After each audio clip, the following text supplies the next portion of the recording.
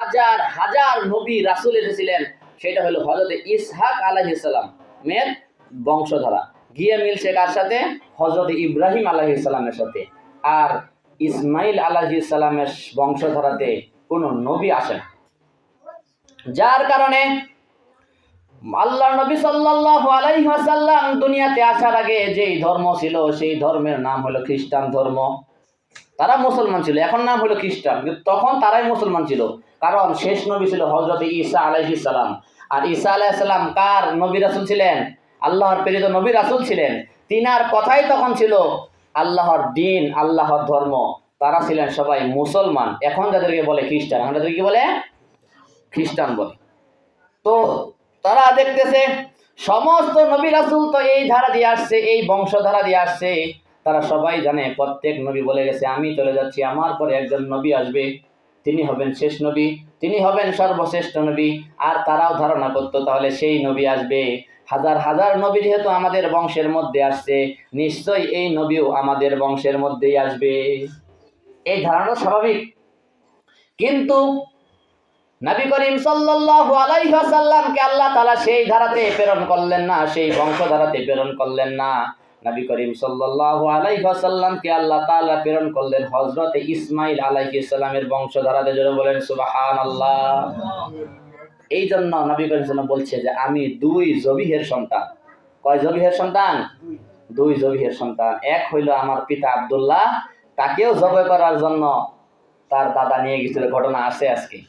আর আরেক জবি হচ্ছে হযরত ইসমাইল আলাইহিস সালাম, তিনাকেও জবাই করার জন্য হযরত ইব্রাহিম আলাইহিস সালাম কি করেছিলেন? প্রস্তুতি গ্রহণ করেছিলেন। সম্মানিত উপস্থিতি, নবী করিম সাল্লাল্লাহু আলাইহি ওয়াসাল্লামের নাম হচ্ছে মুহাম্মদ। নাম বলেন নাম কি? তিনার পিতার নাম হলো আব্দুল্লাহ, তিনার দাদার নাম হলো আব্দুল মুত্তালিব। কিন্তু আব্দুল মুত্তালিব হচ্ছে উপনাম, তার প্রকৃত নাম হচ্ছে সায়বা। এই নামটা আপনাদের মনে রাখতে হবে। নবী করিম সাল্লাল্লাহু আলাইহি ওয়াসাল্লামের দাদার নাম হলো সায়বা। কি নাম? তবে ইতিহাসে পরিচিত আব্দুল মুত্তালিব হিসাবে। আব্দুল মুত্তালিব তাহলে কে? তাহলে মুহাম্মদ সাল্লাল্লাহু আলাইহি ওয়াসাল্লামের পিতার নাম হলো আব্দুল্লাহ, তার দাদার নাম হলো আব্দুল মুত্তালিব, কিন্তু প্রকৃত নাম হচ্ছে সায়বা। আর তার দাদার বাবা, আমরা তাকে পর দাদা বলি, তার নাম হচ্ছে হাশিম। তারপরে যদি বংশধারা বলতে কি, আব্দে মানাফ বিন কুসাই বিন কিলাব বিন মুররা বিন কাব বিন লুয়াই বিন গালিব বিন ফিহর। এই যে ফিহর পর্যন্ত আসছে 10 নাম্বার বংশধারা, 10ম পুরুষ পর্যন্ত গেছে। এই 10 নাম্বার পুরুষ যে যায়া যিনি আসেন তিনার নাম হলো ফিহর। আর তিনি প্রথম কুরাইশ উপাধি ধারণ করেন। কুরাইশ যে বংশধারা, এই বংশধারা শুরু হয় ফিহর নামে তিনার যে বংশের উপরের পুরুষ আছে তিনার নাম থেকে। আমরা এত যাচ্ছি না, আমরা যাচ্ছি তিনার পিতা আব্দুল্লাহ, তার দাদা আব্দুল মুত্তালিব, তার পর দাদা হচ্ছে হাশিম। আমি হাশিম থেকে আপনাদেরকে ইতিহাসটুকু শোনাই। ইতিহাসে হাশিম নামক এই ব্যক্তির সম্পর্কে আপনাদেরকে একটু জানানোর চেষ্টা করি। হাশিম শব্দের অর্থ হচ্ছে যিনি কোনো পুরাতন নিয়মকে ভেঙে দেন, যিনি কোনো পুরাতন প্রথাকে ভেঙে দেন, নতুন প্রথা চালু করেন, এইরকম ব্যক্তিকে বলা হয় হাশিম। যার অর্থ ভেঙে ফেলা, এইরকম কোনো কিছু। পৃথিবীর মধ্যে আল্লাহ তাআলা সর্বপ্রথম যে ঘরটি নির্মাণ করেছিলেন, উচ্চস্বরে বলতে হবে, সেই ঘরের নাম কি? যেটাকে আমরা কাবা বলি, বাইতুল্লাহ বলি, মসজিদুল হারাম বলি, সেই ঘরটাই হলো প্রথম ঘর। এই ঘরের মধ্যে পৃথিবী থেকে আল্লাহ তাআলা যত নবী রাসূল প্রেরণ করেছেন, এই ঘরটাকে আল্লাহ সব কিছুর কেন্দ্রতে রেখেছিলেন। যার কারণে এই ঘরের প্রতি সব সময় মানুষের একটা মহাব্বত, ভালোবাসা ছিল। এবং কি যখন সারা বিশ্বে মুসলমানেরা, তৎকালীন পৌত্তলিকরা, অন্যান্য ধর্মের লোকেরা সবাই প্রায় মারামারি, হানাহানি, সন্ত্রাস, খুন এগুলা দিয়া ব্যস্ত হইতো, সেই সময়ও যদি কোনো কাফেলা বের হইতো আর তারা পরিচয় দিত যে আমরা হইলাম কুরাইশ বংশের কাফেলা, তাহলে তাদেরকে কেউ, সারা পৃথিবী জুড়ে কেউ তাদেরকে সামান্যতম আক্রমণ করতো না। বলে সুবহানাল্লাহ। বলেন কেন করতো না? এক কারণে, কারণ কুরাইশটা ছিল কাবার খাদেম। জোরে বলেন সুবহানাল্লাহ। কারণ এই ঘরের তারা খাদেম থাকে, দেখাশোনা করে, দূর থেকে মানুষ হজ করার জন্য আসলে তারা সেবা করে, তারা পানি খাওয়ায়, খানা দানার ব্যবস্থা করে, বিভিন্ন সুযোগ সুবিধা মানুষকে দেয়। যার কারণে সব কাফেলার প্রতি আক্রমণ করলেও যদি শুনতো যে এটা কুরাইশ বংশের কাফেলা, তাহলে তাদেরকে আক্রমণ কেউ করতো না। তাহলে তাদের এই যে এই বংশ, একটা বংশের মধ্যে তো আর 200 জন পুরুষ থাকে না, মানুষ থাকে অনেকজন। তো এর মধ্যে বংশের মধ্যে যে ব্যক্তি নেতৃত্বে আসে, গোটা বংশের মধ্যে দেখবেন যে একজনকে নেতৃত্বে আসে, যিনার ক্ষমতা, যিনার কথাবার্তা সবাই পছন্দ করে, যিনার নির্দেশ সবাই মেনে নেয়। তো সেই সময়ের মধ্যে তিনার হাসিম যে ব্যক্তি নবী সাল্লামের পরদাদা, তিনার তৎকালীন সময়ে তিনি ছিলেন বংশ পরম্পরায় সেই বংশের নেতৃত্ব দানকারী পুরুষ। জোরে বলেন সুবহানাল্লাহ। তাহলে তিনি কে? নবী সাল্লামের দাদা। তিনার 2টা দায়িত্ব ছিল, একটি হইল যে আপনার শিকায়া আর রিফাদা। একটা হলো সেইখানে যে আগত মেহমান আসে তাদেরকে পানি পান করানোর দায়িত্ব, আরেকটা হলো মেহমানদারি করার দায়িত্ব। এই মহান 2টা দায়িত্ব তিনি পালন করতেন। এছাড়াও আরো অনেক দায়িত্ব আছে যেগুলা তিনার বংশের সমপর্যায়, তিনার ভাইয়েরা, তিনার চাচারা, আরো অন্যান্য লোকেরা ভাগ করে নিত। তো এই 2টা দায়িত্ব তিনি পালন করতেন। এই দায়িত্ব 2টা পালন করার কারণে আর তিনি কি করছেন, তিনার সময়ে তিনি কি করছেন যে এরকম মানুষ যারা আসে ওদেরকে রুটির সাথে ঝোল মিশ্রিত একটা খাবার তৈরি করছেন স্পেশাল, যে রুটির সাথে ঝোল তৈরি করছে আর সেটার মধ্যে রুটি দিছে, সেটা দিয়ে খাবার তৈরি করে মেহমানদেরকে স্পেশাল একটা খাবার তৈরি করার তিনি এই প্রচলন ঘটিয়েছিলেন, যার কারণে তিনাকে বলা হয় হাশিম। তো তিনি ছিলেন কে? তিনি ছিলেন নবী সাল্লামের পরদাদা। বলতে হবে তিনি কে ছিলেন? নবী সাল্লামের পরদাদা।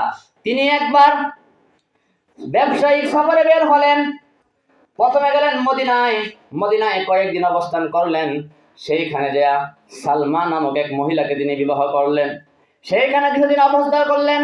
অবস্থান করার পরে সেইখান থেকে আবার ব্যবসার কাজে তিনি চলে গেলেন তৎকালীন ফিলিস্তিনের গাজা শহরে, যেটা শাম বলে পরিচিত ছিল।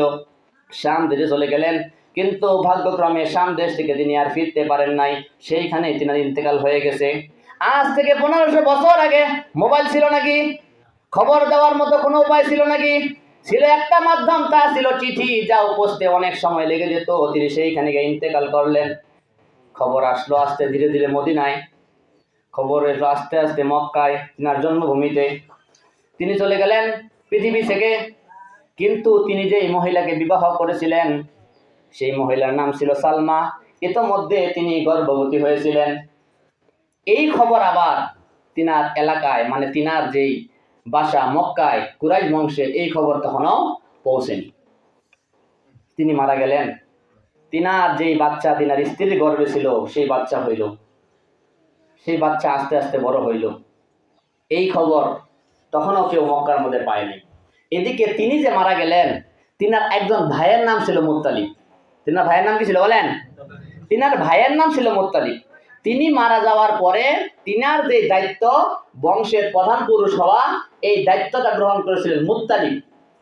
তিনিও মোটামুটি যোগ্য ছিলেন এবং মানুষের কাছে পছন্দের ব্যক্তি ছিলেন, যার কারণে তিনি এই দায়িত্ব গ্রহণ করার কারণে সবাই দায়িত্ব মেনে নিয়েছিল এবং কি তিনি সম্মানের সহিত সেই বংশটাকে পরিচালনা, এই কার্যক্রমগুলো আঞ্জাম দিয়েছিলেন। জোরে বলেন সুবহানাল্লাহ। যখন কয়েক বছর হয়ে গেল, এরপরে তিনার স্ত্রীর গর্ভে যে সন্তান ভূমিষ্ঠ হয়েছিলেন, সেই শিশুর মাথার চুলগুলো ছিল সাদা, যার কারণে তার মা সালমা তার নাম রাখেছিল সাইবা।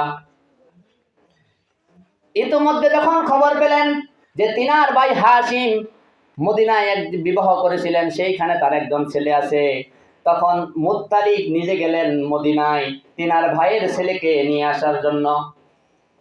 গেলেন সেইখানে, যাওয়ার পরে ছেলেকে দেখে অবিরাম নয়নে কান্না করলেন। বড় ভাই, ভাইয়ের ছেলে, ভাই তো দুনিয়া থেকে চলে গেছে, মায়া ভরে কান্না করলেন।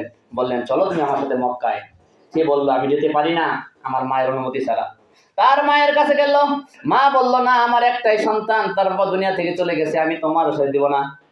কিন্তু পরে যখন বলল আল্লাহর হুকুমে তোমার সন্তান যাচ্ছে বাইতুল্লাহর দিকে, বাইতুল্লাহর দিকে যে যায় তার কল্যাণই হয়, তার অকল্যাণ হয় না, আর তাকে আমরা সম্মানের সহিত রাখবো।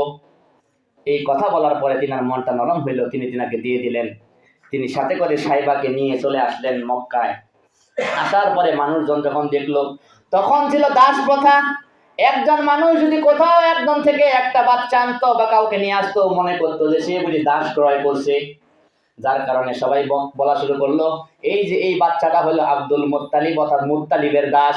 কি বলা শুরু করলো? মুত্তালিবের দাস। এইখান থেকে আসলো আব্দুল মুত্তালিব, পরিচয়টা আসলো আব্দুল মুত্তালিব। তিনি বললেন না এটা আমার দাস না, আমার ভাইয়ের ছেলে। তোরা বলেন সুবহানাল্লাহ।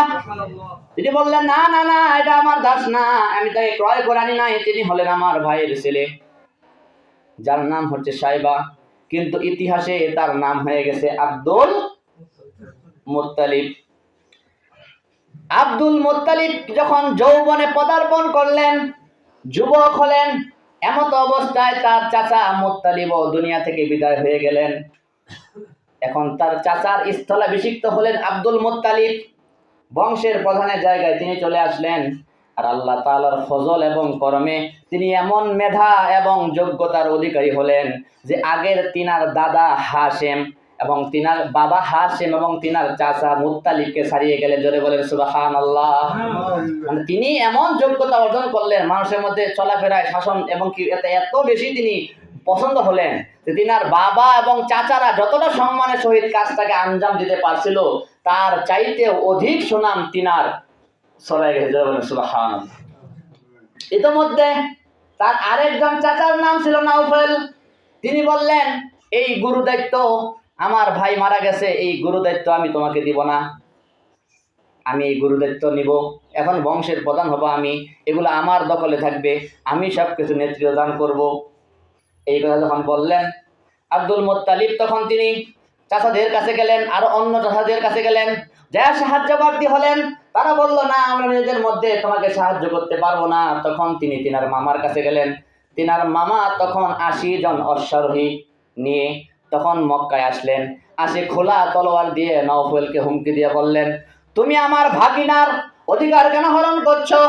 যোগ্যতার ভিত্তিতে এবং সবকিছুর ভিত্তিতে সেই যেখানকার হক, তুমি কেন তার অধিকার নষ্ট করছো? তুমি বলো, যদি তুমি তাকে তার অধিকার ফিরিয়ে না দাও তাহলে এখনই আমি তোমাকে হত্যা করব। এরপর তখন সে ছেড়ে লাগলো, না ঠিক আছে। এভাবে কয়েকজনকে সাক্ষী রাখলো আর বলল, আমি চলে যাচ্ছি, এই যে আপনারা সাক্ষী থাকেন, এরপরে যদি সে আমার ভাগিনার উপর অত্যাচার করার চেষ্টা করে তাহলে আপনারা সাক্ষী দিবেন। এই কথা বলার পরে তিনার মামা আদি 3 দিন সেখানে মেহমান ছিলেন, এরপরে দায়িত্ব বুঝাই দিয়ে চলে গেলেন। এবার আব্দুল মুত্তালিব ঘুমিয়ে আছেন, রাতের বেলা স্বপ্নে দেখেন আল্লাহ তাআলা তিনাকে স্বপ্নে দেখাচ্ছেন একটা কূপ নির্মাণ করার জন্য। একটা জায়গা, নির্দিষ্ট করে জায়গা দেখিয়ে দিলেন, বললেন এখানে একটি কূপ নির্মাণ করো। সেখানে আগে থেকে একটি কূপ ছিল, যেই কূপের নাম হলো জমজম কূপ। জোরে বলেন কোন কূপ? জমজম কূপ। কিন্তু এই যে নূহ আলাইহিস সালামের প্লাবন, এরপরে বংশ পরম্পরায় সমস্যা, বিভিন্ন সমস্যার কারণে কয়েকবার সেই কাবা মহাপ্লাবনের মতো হয়েছিল, একেবারে সবকিছু পানি নিচে ডুবে গেছিল, যার কারণে সেই জমজম কূপের চিহ্নটুকু মুছে গিয়েছিল। জমজম কূপের কোনো চিহ্ন তখন ছিল না এবং কাবা ঘর কয়েকবার ভাঙছে। সেগুলো পরে পুনরায় নবী ইসমাঈল আলাইহিস সালাম থেকে শুরু করে অনেক নবীরা নির্মাণ করছে। মূল যে কাবা সেটা তো অল্প ছোট্ট, মাত্র ছোট্ট একটা জায়গা, এটাকে কেন্দ্র করে এখন আস্তে আস্তে স্থান বাড়ায় বিশাল আকার করা হচ্ছে। তখন তিনি স্বপ্নে আদিষ্ট হয়ে ঘুম থেকে উঠে সেই জায়গায় গেলেন, আর জায়গাটা পরিষ্কার করে দেখেন সেইখানে একটা কূপ পাওয়া গেছে। যদি বলেন সুবহানাল্লাহ। কূপের মধ্যে পাওয়া গেল কয়েকটি লোহার তলোয়ার, আর পাওয়া গেল 2টি স্বর্ণের হরিণ। তলোয়ার গুলো দিয়ে তিনি কাবার যে দরজা ছিল সেটাকে ঢালাই করলেন, আর হরিণ 2টিকে সাথে রেখে দিলেন। এইবার তিনি জমজম কূপ খনন করবেন, এটাকে ব্যবহারযোগ্য করে তুলবেন। এই সময় কুরাইশ বংশের আরো অনেক মানুষ বলে যে এই কাজ তোমাকে একা করতে দিব না, এই কাজে আমাদেরকেও অংশগ্রহণ করতে দিতে হবে। আপনি কি মনে করতেছেন এটা কি সাধারণ কূপ? এটা তো সাধারণ কূপ না, একই তো সেখানে মরুভূমি। একটা কূপ নির্মাণ করা বা পাওয়া সেখানে দুষ্কর ব্যাপার, এটা ভাগ্যের ব্যাপার। সেইখানে একটা কূপ অলরেডি আছে, অল্পতেই মেহনত করলে সেটা পরিষ্কার হয়ে যাবে, চালু হয়ে যাবে। তারপরেও স্বপ্নে দেখাইছে আল্লাহ, এত মহামান্বিত কাজটা কুরাইশের বাকি অংশরা বলল আমরাও অংশগ্রহণ করবো, আমাদের নিতে হবে। কারণ যদি তুমি একলাই যদি এটাকে কূপটাকে নির্মাণ করো তাহলে গোটা ক্রেডিটটা তো তোমার হয়ে যাবে, আমরা তো সেখানে যে কোনো কিছু অংশগ্রহণ করতে পারবো না। দ্বন্দ্বে গেলেন না, বললেন ঠিক আছে পাশেই শাম দেশে একজন ভবিষ্যৎ গণনাকারী মহিলা আছে, বিজ্ঞ মহিলা আছে, চলো তার কাছে যাই, তিনি কি সমাধান দেয়। প্রতিমধ্যে সবাইকে নিয়ে রওনা হলেন। রওনা হওয়ার পরে প্রতিমধ্যে পানি শেষ হয়ে গেল। পানি যখন শেষ হয়ে গেল, পানির প্রয়োজন, কারো কাছে পানি নাই, এমত অবস্থায় সবাই যাচ্ছে। হঠাৎ করে আল্লাহ তাআলা রহমতের বৃষ্টি নাজিল করলেন, কিন্তু বৃষ্টি কারো উপরে পড়ল না, একমাত্র আব্দুল মুত্তালিবের উপরে পড়ল। জোরে বলেন সুবহানাল্লাহ। বৃষ্টি কারো উপর পড়ল না, পড়লো বৃষ্টি কার উপর? হযরত আব্দুল মুত্তালিবের উপর। তখন তারা বুঝতে পারলেন যে না না না, এখানে ওনার এই কাজে আমাদের ইন্টারফায়ার করা, তিনাকে ডিস্টার্ব করা আমার জন্য ঠিক হবে না, কারণ নিশ্চয়ই আল্লাহ তিনার উপর রহমত করছে। আমরা কতগুলো মানুষ যাচ্ছি কাফেলার মধ্যে, কারো উপর বৃষ্টি পড়লো না, শুধুমাত্র একমাত্র তার উপরে বৃষ্টি পড়লো। তখন তারা ঘুরে চলে আসলেন। আর অনুরূপ ভাবে তখন জমজম কূপ আবিষ্কার হয়ে গেল। আজও জমজম কূপের পানির জন্য সারা পৃথিবীর মানুষের মন পাগল হয়ে আছে না নাই? জোরে বলেন, আছে না নাই? জমজমের কূপের সাধারণ পানি খেতে হয় বসে, সব খাবার খেতে হয় কি বসে, জমজমের পানি খেতে হয় খাড়া হইয়া। সুবহানাল্লাহ বলেন। এবং কি প্রত্যেক পানি, এই যে পানি আছে না আমাদের দেশে, সারা দেশে পানি, এগুলো পানি খাইলে পিপাসা মিটে, কিন্তু ক্ষুধা নিবারণ হয় না। কিন্তু জমজমের পানির মধ্যে এমন রহমত আল্লাহ রাখছে, সেটা পিপাসাও মিটে এবং ক্ষুধাও নিবারণ হয়। জোরে বলে সুবহানাল্লাহ। তাইলে সেই জমজমের কূপে এখন পর্যন্ত আপনারা ইউটিউবে যদি দেখেন, সেখানে কতগুলা মোটর লাগাইছে, কত পাইপ লাগাইছে, সেইখানকার পানি কোথায় থেকে কোথায় সাপ্লাই হচ্ছে, এবং কি দিনে কত হাজার লিটার পানি সেখান থেকে বের হয়ে যাচ্ছে। বলতেছে বিজ্ঞানীরা, বলে কিয়ামত হয়ে যাবে, কিন্তু আল্লাহর রহমতে এই কূপের পানি কোনোদিন শেষ হবে না। জোরে বলে সুবহানাল্লাহ। সেই জমজম কূপ আবিষ্কার হয়ে গেল। তাহলে আমি বুঝাইতে পারলাম আপনাদেরকে, আমি যেটা বুঝাইতে চাচ্ছিলাম তা হচ্ছে, তিনার দাদা, তিনার পরদাদা কেমন মানুষ ছিলেন, তিনার দাদা তখনকার যুগে কেমন মানুষ ছিলেন, কতটা আল্লাহর প্রিয় বান্দা ছিলেন। এর মধ্যে তখনকার ইয়ামেনের গভর্নর ছিল আব্রাহা বিন সাবা হাবশী। তিনি যখন দেখলেন পৃথিবীর মানুষ কাবার দিকে এত বেশি আগমন করে, কাবার প্রতি মানুষের ভালোবাসা এত, তখন তিনি চিন্তা করলেন কেমন করে এর দিকে, কাবার দিক থেকে মানুষের মনোযোগটাকে কনভার্ট করে অন্যদিকে নেওয়া যায়। এই চিন্তা করে কাবার মতো দেখতে একটা কাবা, নকল কাবা তিনি বানালেন ইয়ামেনে। আর মানুষকে বললেন, তোমরা আর ওই কাবার দিকে যাও না, তোমরা এখন থেকে এই কাবার মধ্যে আসবা। কিন্তু ওই কাবা আর এই কাবা কি এক কাবা? বলেন। এখন যদি কাবার চাইতে আরো 10 গুণ সুন্দর করেও পৃথিবীতে আর একটা কাবা বানায়, ওইটা কি মূল কাবার মতো হবে? মানুষ কি যাবে ওইখানে? মানুষ যাচ্ছে না, মানুষের আকর্ষণ হয় না। এর মধ্যে দুষ্ট প্রকৃতির এক লোক মক্কা থেকে খবর পেয়ে তাদের কাবার সামনে গিয়ে পায়খানা দিয়ে আরো নষ্ট করে দিয়ে আসলো, নোংরা করে দিয়ে আসলো। দুষ্ট লোক কিছু থাকে না গেঞ্জাম লাগানোর জন্য। আব্রাহা তেলে বেগুনে জ্বলে উঠলেন যে কেমন সাহস, আমার কাবা বানাইছি, আমার কাবার মধ্যে তোমরা ময়লা করো, আর তোমাদের রক্ষা নাই। এই কথা বলে 60,000 সৈন্যবাহিনী নিলেন, প্রধান একটা হাতির উপর নিজে উঠলেন। ইতিহাসবিদরা বলেন 7টা কিংবা 9টা বড় হাতির একটি দল, আর 60,000 সৈন্যবাহিনী নিয়ে রওনা হলেন কাবার দিকে। কাবার সামনে একটি জায়গা আছে, খালি জায়গা, যেটাকে বলে ওয়াদি মুহাসসার।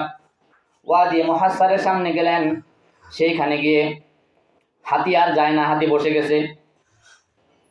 হাসিকে যখন কাবার দিকে নিয়ে যেতে চায়, আক্রমণ করবে, হাতি উঠে না, মারটাং করে, কত কিছু করে, হাতি উঠে না। ডান দিকে নিলে যায়, বাম দিকে নিলে যায়, পিছন দিকে নিলে হাতি উঠে চলে যায়, কিন্তু কাবার দিকে হাতিকে নিতে পারে না। এই সময় নবী সাল্লাল্লাহু আলাইহি ওয়াসাল্লামের বয়স এখনো হয় নাই, জন্ম হয় নাই। কেউ বলেন নবী সাল্লাল্লাহু দুনিয়াতে আসার মাত্র 45 দিন আগের ঘটনা এটা, কিন্তু সর্বসম্মতিক্রমে এটা ইতিহাসে লেখা আছে যে নবী সাল্লাল্লাহু জন্মগ্রহণ করেন আমুল ফিল। মানে আমুল ফিল মানে হস্তি বর্ষ বা হাতির বছর, মানে হাতি যেই বছর কাবা ভাঙতে গেছিল সেটাকে বলা হয় ইতিহাসে আমুল ফিল। নবী করিম সাল্লাল্লাহু আলাইহি ওয়াসাল্লাম সেই বছরেই দুনিয়াতে আগমন করেন। আব্রাহার বাহিনীর সাথে কি হলো? আব্রাহা বহু চেষ্টা করেও সেইখান থেকে কাবাকে ধ্বংস করার জন্য কোনো কিছুই যখন করতে পারেন না, এমত অবস্থায় হঠাৎ করে দেখেন ছোট্ট ছোট্ট পাখি, দুই পায়ের মধ্যে, পাখির পা করে দিলে না, দুই পায়ের মধ্যে দুইটা ছোট্ট দানা, তয়রন আবাবিল, ছোট ছোট ঝাঁকে ঝাঁকে পাখি। সেই পাখিগুলো নুড়ি পাথরের মতো ছোট্ট ছোট্ট দানা, সামান্য দানা যেটা ছিল ছোলার মতো, মুখে করে একটা আর দুই পায়ের যে দুইটা, এমন করে পাখির ঝাঁক চলে আসলো, উপর থেকে পাথরের বৃষ্টি এদের উপর নাজিল হতে থাকলো। এই ছোট্ট পাথর দিয়া এত বড় বাহিনীর কি হবে, কিন্তু আল্লাহর গজব যে নাজিল হয়ে গেল। এই ছোট্ট পাথর যার উপর পড়তে লাগলো, সাথে সাথেই তার শরীরের অংশ থেকে মাংস বের হওয়া যাওয়া শুরু করলো, রক্ত বের হয়ে যাওয়া শুরু করলো। এই ভয়াবহ পরিস্থিতি দেখে তারা সকলেই তখন দৌড়াদৌড়ি শুরু করে দিলেন। 60,000 মানুষ যদি একসাথে থাকে, সবাই যদি হুমড়ি শুরু করে দেয়, দৌড়াদৌড়ি শুরু করে দেয়, বলেন অবস্থাটা কি হয়ে যাবে। একজনের পায়ের নিচে পড়ে পদা তলে, এবং কি একজনের ঘোড়ার তলে, একজনের উটের তলে পড়ে আর বহু মানুষ মরে গেল। এর মধ্যে যেই ব্যক্তি প্রধান ছিল, যার নাম ছিল আব্রাহা, সেই ব্যক্তি সাথে সাথে আল্লাহর গজব নাজিল হয়ে গেল। সেই ব্যক্তির আঙ্গুলের গিরা গিরা থেকে শুরু করে শরীরের যত গিরা ছিল সব গিরাগুলা খুলে যাওয়া শুরু করলো, শরীরের চামড়াগুলা খুলে যাওয়া শুরু হলো। আর সে দ্রুত আল্লাহর গজব থেকে বাঁচার জন্য দ্রুত ফিরে ব্যাক হয়ে তার আবার সানা, ইয়ামেনের রাজধানী সানায় তখন যাওয়ার জন্য চেষ্টা করতেছিল। যতক্ষণে সে চলে গেল, কিন্তু ততক্ষণে তার শরীরের চামড়া খসে গেল, তার শরীরের অংশগুলো, জোড়া অংশগুলো খুলে গেল। একটা মুরগি, ব্রয়লার মুরগি ছিললে পরে যেমন দেখা যায়, ইতিহাস বেত্তাগণ বলেন তার অবস্থা হয়ে গেছিল তেমন। সর্বশেষ তিনি যখন সানায় চলে গেলেন, হঠাৎ করে তার বুকটা ফেটে কলিজাটা বের হয়ে গেল। আর সারা দুনিয়া এই অবস্থাকে অবলোকন করলে খবর সবখানে পৌঁছে গেল যে এই কাবা তো মারাত্মক জায়গা, এই কাবা তো সাধারণ কোনো জায়গা না, কারণ নবী করিম সাল্লাল্লাহু আলাইহি সাল্লামকে দুনিয়াতে আল্লাহ আনবেন। এই কারণে গোটা পৃথিবীর অ্যাটেনশন, মনোযোগকে আল্লাহ তাআলা আবার কাবামুখী করে দিলেন। জোরে বলেন সুবহানাল্লাহ। এভাবেই ইতিহাস থেকে এই ঘটনাগুলো আমরা ধীরে ধীরে জানবো। আজকে এতটুকুই থাক, সামনের জুমাতে এর পরের অংশ থেকে আলোচনা করবো ইনশাআল্লাহ। ওয়া মা তাওফিকি ইল্লা বিল্লাহ। যারা সুন্নাত নামাজ পড়েন না, যারা সুন্নাত নামাজ